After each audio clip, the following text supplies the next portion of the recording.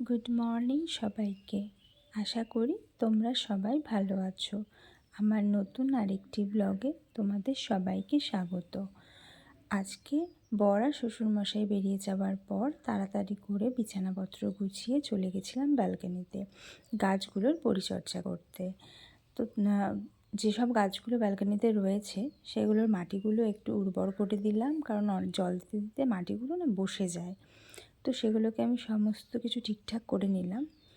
আর এই যে গাছটা দেখো, এটার নাম যদি তোমরা জেনে থাকো তাহলে আমাকে জানিও।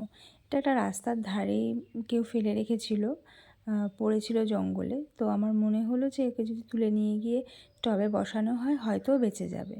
তো আমি নিয়ে আসি বাজার থেকে ফেরার পথে, আর লাগিয়েওছি সুন্দর, পাশ থেকে আরও চারাও বেরিয়েছে। আর এই আমার পেছন দিকে যে গাছটা রয়েছে, এটা আমাকে একটা বান্ধবী দিয়েছে, প্রজ্ঞা বলে। খুব ছোট্ট অবস্থাতেই দিয়েছিল, এখনও 2 বছরে প্রায় অনেকটাই বড় হয়ে গেছে। আর এই যে এই গাছটা আমি যখন স্কুলে চাকরি করতাম অ্যাকাডেমিয়াতে, তখন ওই স্কুলের এই গাছটা ছিল। তার থেকে একটা ডাল আমি ভেঙে বাড়িতে লাগিয়েছিলাম হালিশহরে।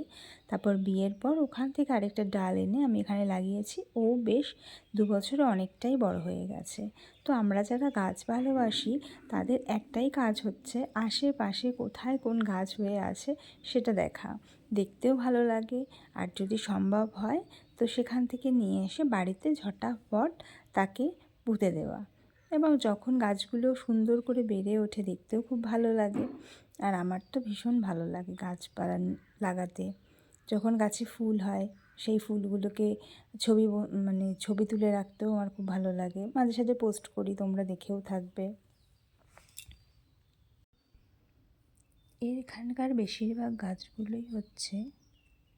বেশিরভাগই আমার বিয়ের পরপর, যখন আমি এই শ্বশুরবাড়িতে আসি তার পরপরই নিয়ে আসা। আমার বরের গাছ এর খুব শখ।